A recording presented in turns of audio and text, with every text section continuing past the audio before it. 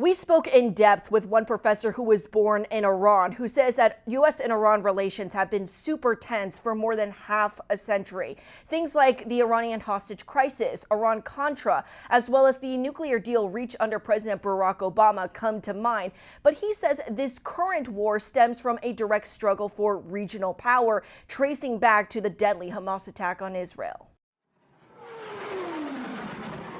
October 2023, Hamas militants, a terrorist group backed by Iran, launches a surprise attack on Israel and inflicts the second largest Jewish casualty next to the Holocaust. This changed the whole paradigm for the Israelis. University of South Florida professor Arman Mahmoudian says this single moment became an inflection point for regional power in the Middle East. Mahmoudian says Israel returned fire, fighting not just Hamas, but a network of militant groups backed by Iran across the region. He says Iran used these proxy groups to maintain its own power. So Iran moved toward funding militias everywhere that can to fight its enemies. Experts say Iran's continued pursuit of nuclear power has also raised alarms among Western countries. And there was a very growing concern for the Israelis that now that they are so insecure, they are going to build a bomb.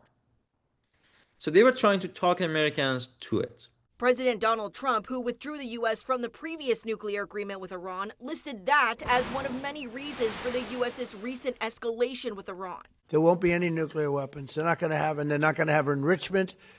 Any of those things. President Trump has also named regime change, peace, and U.S. national security among several other reasons. But experts suggest another motive, Iran's vast oil reserves, which could cut off adversaries like China. Regime changes in Iran would be pro-U.S., so it would narrow down the flow of the energy to China. Years of mounting tensions now spilling into war, experts believe the fate of the Middle East and the fight over global power rests on the war's outcome. These had to change. Was this war the right call for it?